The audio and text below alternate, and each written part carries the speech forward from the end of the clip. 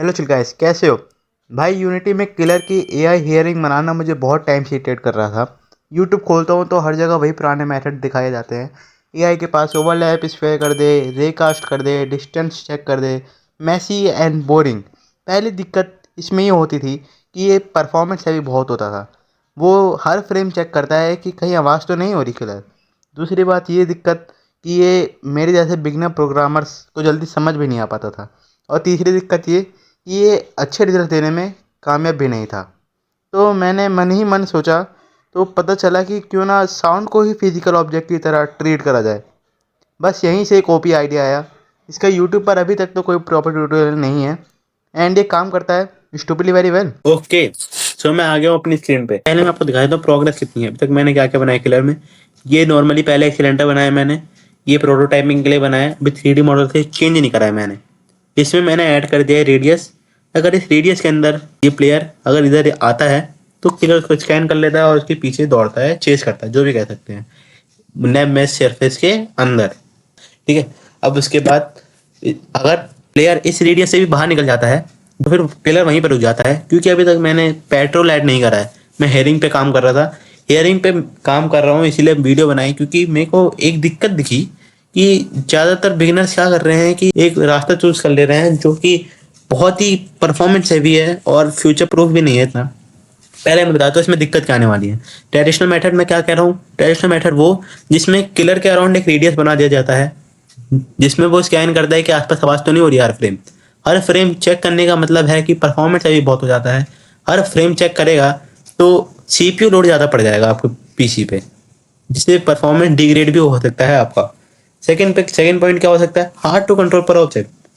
अगर मुझे एक ऑब्जेक्ट को लाउड या एक ऑब्जेक्ट को क्विट करना है तो मुझे और कंडीशंस लगानी पड़ेंगी, जो कि किलर को और कॉम्प्लेक्स कर देगा। और third, too dependent on AI. Every single sound एक ही दिमाग में रखे जाते हैं एनिमी, जो बहुत ही रिस्की और मैसी है, क्योंकि एक गलती और पूरा एनिमी एआई बर्बाद। और फोर्थ क्या हो सकता है, नॉट स्केलेबल, क्योंकि अगर मैं इसमें 20 ऑब्जेक्ट्स भी मुश्किल से ऐड करूं साउंड के लिए तो भी वो बहुत कॉम्प्लेक्स बना देगा गेम को। इसीलिए हॉरर गेम्स में अनप्रेडिक्टेबिलिटी एक की होती है। ट्रेडिशनल मेथड रोबोटिक और लिमिटेड फील हो सकते हैं। मैं समझाता हूँ कि मेरा खुद का फेवरेट और रिकमेंडेड तरीका कौन सा है। अगर सिंपल वर्ड्स में कहें तो this system does not tell the killer where the player is, it tells the killer where the sound came from. Basically हर ऑब्जेक्ट साउंड वाली चीज पर साउंड एमिटर कंपोनेंट होता है, जो कि साउंड होने पर कॉल करते हैं और वो पोजीशन और रेंज भेजता किलर के पास। किलर एआई रिसीव करता है और रिएक्ट करता है। ये फ्यूचर प्रूफ भी है। इसमें हम बाद में last third position, priority level, decoy time, रेखा स्पेस डिटेक्शन जैसे एडवांस सिस्टम भी ऐड कर सकते हैं। इसमें एडवांटेजेस क्या मिल जाएंगे इस सिस्टम में, better performance, modular, scalable, realistic, expandable and many more. So overall दोबारा सिंपल वर्ड में कहूँ तो मैंने एक स्क्रिप्ट बनाई जिसमें अगर साउंड एक्टिव होता है किसी ऑब्जेक्ट पर तो उसके अराउंड उसकी लाउडनेस के अकॉर्डिंग एक किलर डिटेक्शन रेडियस आ जाता है। अब मैं प्रैक्टिकली दिखाता हूँ गेम के अंदर अभी तक मेरा काम कैसे कर रहा है। ये मैंने प्ले करा, ये देखो मेरा, ये रहा मैं अपनी गेम में आ चुका हूँ। ये रहा मेरा हाउस, वहां पे मेरा किलर है येलो, जिसका येलो रेडियस है। अब अगर देखो मैं वॉक करता हूँ तो फिर प्लेयर के अराउंड एक छोटा सा रेडियस आ गया। अगर इस रेडियस के अंदर किलर आता है तो किलर मेरी लास्ट पोजीशन पे पहुंच जाएगा, लास्ट थर्ड पोजीशन पे।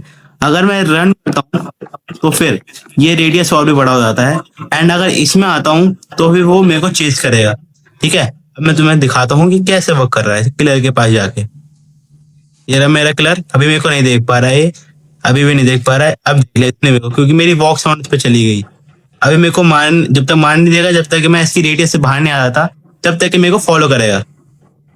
देखो अब मैं इसकी पोजीशन के बाहर आ गया, लेकिन अभी ने मेरे को दोबारा देख लिया। दोबारा प्ले करके दिखाता हूँ जब तक कि मेरे को मारेगा। ये देखो ये मेरा बेसिक यूआई बनाया था मैंने, दोबारा प्ले करके दिखाता हूँ रन कैसे काम करता है। रन भी ऐसे ही काम करता है हमारा, अगर रन लेकिन रन का रेडियस बड़ा है और वॉक का छोटा है। ऐसे ही हम अगर मैं डोर अनलॉक करता हूँ तो डोर का अनलॉक हम छोटा सा रेडियस रख सकते हैं, अगर उसमें क्लियर होगा तो उसमें पकड़ा जाएगा। और जैसे ही एक ऑब्जेक्ट ड्रॉप का उसमें भी हम ऐसे इम्प्लीमेंट कर सकते हैं, ऑब्जेक्ट पिकअप का उसका भी कर सकते हैं, एंड मैनी मोर हम इसको स्केल कर सकते हैं। ठीक है, इसीलिए ये बहुत ही अच्छा तरीका है बनाने का किलर हेयरिंग। मैं अगले सेक्शन में आपको बताऊंगा कि इसको मल्टीपल ऑब्जेक्ट्स पे इम्प्लीमेंट कैसे करा जा सकता है। अब आपको दिखाता हूँ कि असल में नॉइस एमिटर स्क्रिप्ट में है क्या, अभी तक कैसे वर्क कर रहा है, एंड आपके सामने ही मैं इसे अदर ऑब्जेक्ट पर यूज करके भी दिखाऊंगा, जिससे देख के आप अपने अकॉर्डिंग किसी भी ऑब्जेक्ट या सिचुएशन में यूज कर पाओ। करेक्ट, नॉइस एमिटर स्क्रिप्ट मैंने ओपन कर रखी है, ये रही। इसमें बेसिकली अभी तक क्या है कि एक इनविजिबल एक्सपेंडिंग स्फेयर बनाता हूँ, जो भी ऑब्जेक्ट पर ये स्क्रिप्ट लगा रहता है वो नॉइस ट्रीट करेगा, और किलर इस स्फेयर में एंटर होगा तो सुन लेगा। लॉजिक क्या है इसके पीछे दिखा देता हूँ। अगर ऑब्जेक्ट कुछ एक्शन करेगा तो नॉइस एमिटर का स्टार्ट नॉइस फंक्शन में कॉल करेंगे हम विद गिवन रेडियस। हम रेडियस उसे बता देंगे, फिर रेडियस के अकॉर्डिंग एक स्फेयर बना जाएगा उसके अराउंड, इसको डिटेक्ट करने के लिए एआई को।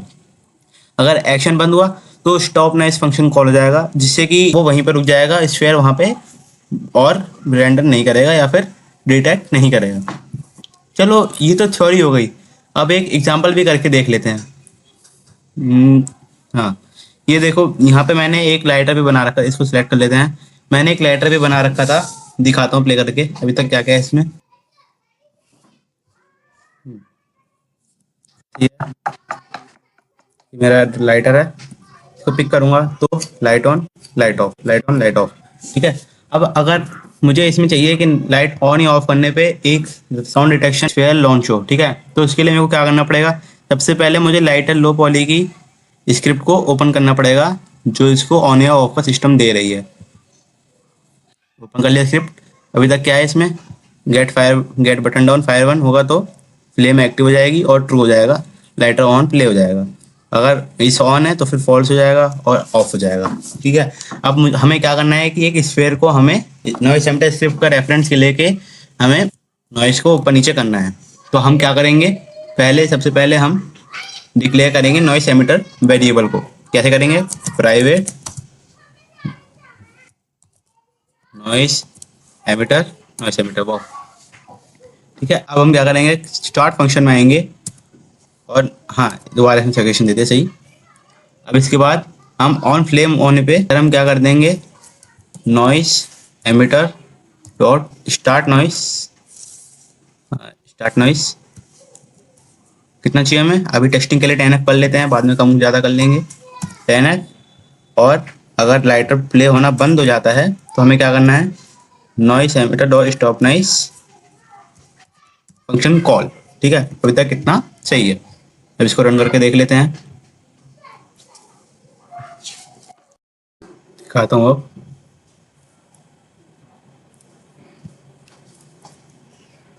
जब मैं लाइटर ऑन करने पे रेडियस गया एंड किलर मेरी तरफ मूव होना शुरू हो गया, ऑफ करने पे खत्म। लेकिन अब आपको बहुत लोगों को दिक्कत इसमें ये दिख रही होगी कि ये ऑन करने पे एकदम बड़ा हो जा रहा है, लेकिन रियल लाइफ में क्या होता है कि एक बार क्लिक करने पे बस एक बार एक रेंज निकलती है डिटेक्ट करने के लिए, है ना।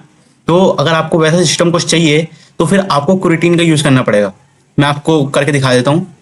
हाँ, मैंने कुरिटीन यहाँ पे लगा दिया है, अब मैं दिखाता हूँ कैसे वर्क कर रहा है। पहले लाइटर को ऑन करने का सिस्टम है, उसमें मैंने कर दिया स्टार्ट कुरिटीन बस नॉइस 5 है, ओनली 1 सेकंड नॉइस, कमेंट भी आपके लिए मैंने ऐड कर दिया है। यहाँ पे मेरा कुरिटीन है जो कि ये सब हैंडल कर रहा है। अब मैं रिजल्ट दिखा देता हूँ आप सबको।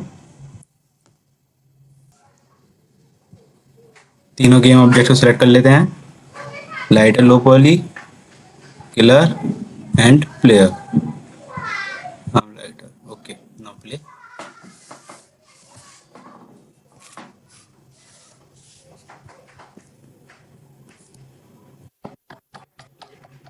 ये देखो ये हमारा लाइटर, पहले देखना पहले क्या कंटिन्यूस रेंज आ रही थी, अब मैं क्लिक करने पे एक क्लिक करा तो एक बार रेंज आ रही है, ऑफ करा तो एक बार और जा रही है। तो इससे हमें क्या पता चलता है कि अगर आप चाहते हो किसी भी ऑब्जेक्ट पर ये चीज करना, तो फिर आपको बस लाइटर की तरह, रुको ऑफ करता हूँ, एंड लाइटर की तरह आपको बस नॉइस एमिटर स्क्रिप्ट इसकी कंपोनेंट सेक्शन में लगा देनी है, इंस्पेक्टर में लगा देनी है, एंड एक उससे रेफरेंस ले लेना है।